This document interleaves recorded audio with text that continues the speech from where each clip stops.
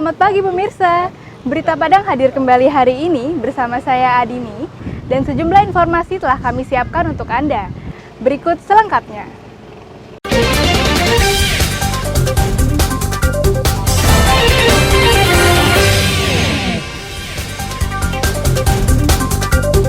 Dua rumah semi permanen di Genting Parak Gadang ludes terbakar. Ribuan jamu dan kosmetika tanpa izin disita di Dharmasraya dan Padang. Seorang mantan transmigran buat patung Bung Karno dan Jokowi di pekarangan rumahnya.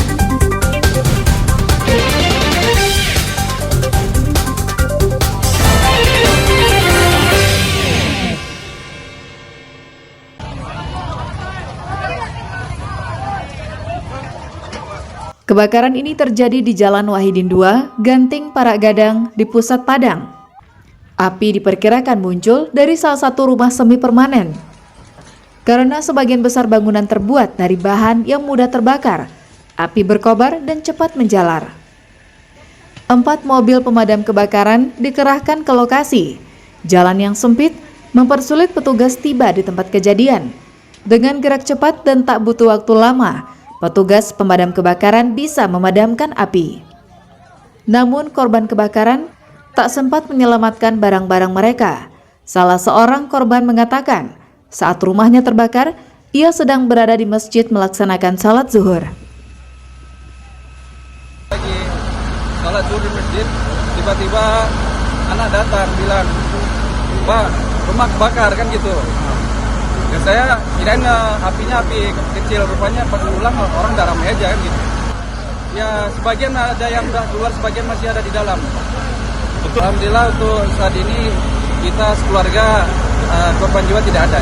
Ini sepertinya terbakar adalah rumah semi permanen ya, dan itu ada 2 rumah yang terbakar, dan untuk data sementara itu penghuni ada 7 kakak. Kita sedang mencoba koordinasi dengan pihak kepolisian dan tentu nanti kita serahkan kepada pihak kepolisian untuk menyelidiki apa penyebab dari kebakaran. Tak ada korban jiwa akibat kebakaran ini. Kerugian diperkirakan mencapai ratusan juta rupiah. Sementara penyebab kebakaran masih dalam penyelidikan polisi.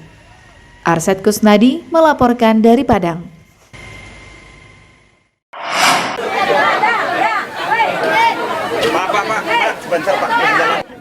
Ibu-ibu ini berebut mengambil cabai di Pasar Raya Padang, Senin pagi.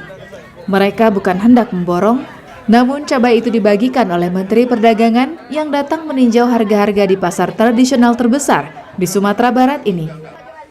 Bukan hanya cabai, ibu-ibu ini juga berebut minyak goreng curah gratis, masing-masing 2 bungkus ukuran 1 kg.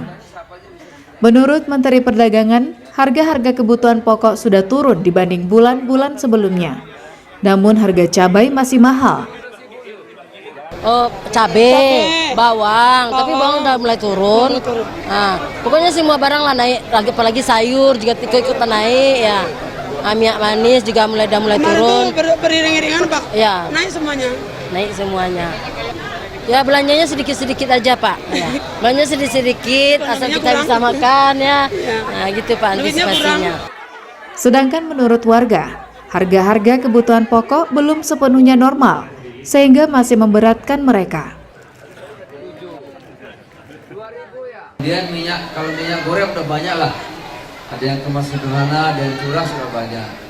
Kalau yang brand tentu harganya beraneka ragam, tapi kalau yang kemas sederhana dan curah itu 14.000, curah di sini 13.000.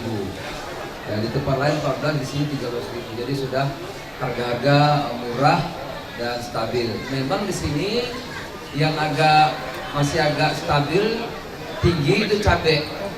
Ya, di Jawa sudah 60.000, tapi di sini masih 70.000. Karena orang Padang suka makan cabai. Semua pakai cabai kan? Sehari sebelumnya, Menteri Perdagangan Zulkifli Hasan mengunjungi pabrik pengemasan dan distributor minyak goreng di Kota Padang.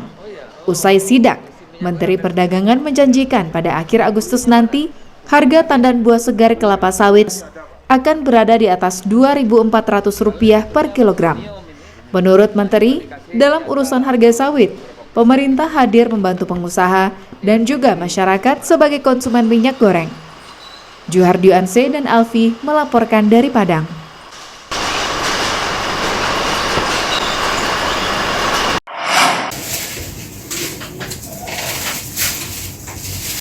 Migrasi sistem penyiaran televisi analog ke digital di Sumatera Barat belum berjalan maksimal. Salah satu penyebabnya belum siapnya infrastruktur, termasuk set-top box. Kondisi itu disampaikan Komisioner Komisi Penyiaran Indonesia saat menggelar kegiatan Gerakan Literasi Sejuta Pemirsa di Istana Bung Hatta, Bukit Tinggi. Pemerintah akan menghentikan siaran televisi analog pada tanggal 22 November mendatang.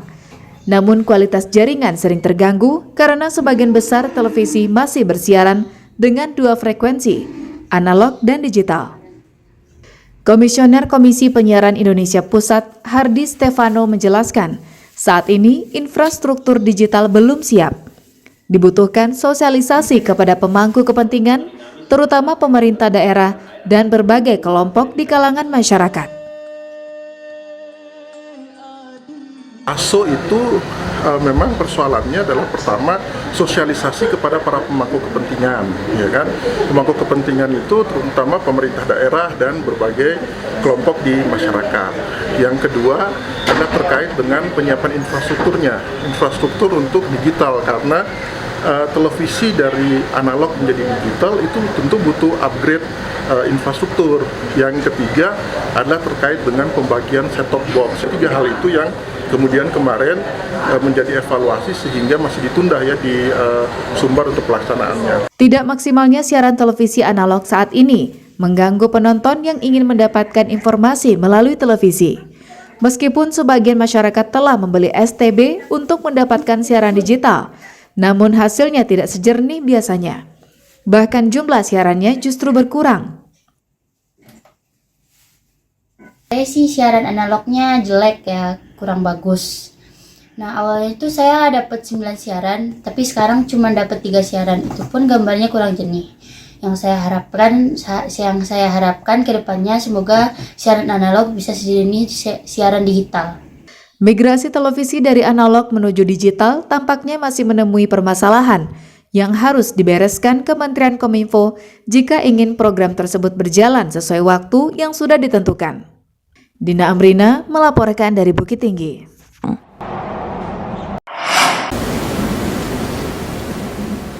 Lebih dari 10.000 mahasiswa baru Universitas Negeri Padang mengikuti program pengenalan kehidupan kampus. Mereka dibagi dalam 3 gelombang karena keterbatasan daya tampung auditorium UNP. Rektor UNP mengenalkan segala hal yang ada di kampus jaket kuning tersebut, termasuk para dekan dan pejabat kampus. Rektor menekankan tentang kondisi UNP yang sekarang sudah berstatus perguruan tinggi berstatus badan hukum, yang berarti UNP masuk dalam kategori PTN terbaik di Indonesia.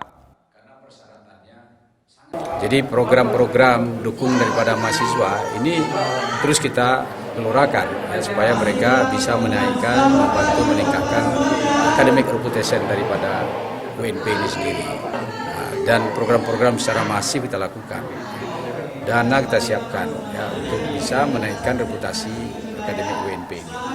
Dan tentu tujuannya adalah bagaimana kita bisa menghasilkan lulusan yang kompetitif di era globalisasi ini. Seorang mahasiswa baru berharap dapat memperoleh ilmu yang memadai untuk bekal menghadapi masa depan. Harapan saya sebagai mahasiswa baru di Universitas Negeri Padang ini, semoga nantinya mahasiswa baru yang akan melanjutkan program studi selama lebih kurang 4 tahun akan memiliki bekal terlebih dahulu untuk masa yang akan datang. Mereka memiliki program dan rencana awal yang akan menjadi bahan atau tujuan mereka di masa yang akan datang, dan mereka bisa melihat bagaimana prospek kerja yang mereka inginkan atau mereka dapatkan di masa yang akan datang. Program pengenalan kehidupan kampus ini akan diisi oleh para dosen dan tenaga akademis yang menjelaskan tentang kehidupan baru sebagai seorang mahasiswa di Universitas Negeri Padang. Laude Juhardio Anse melaporkan dari Padang.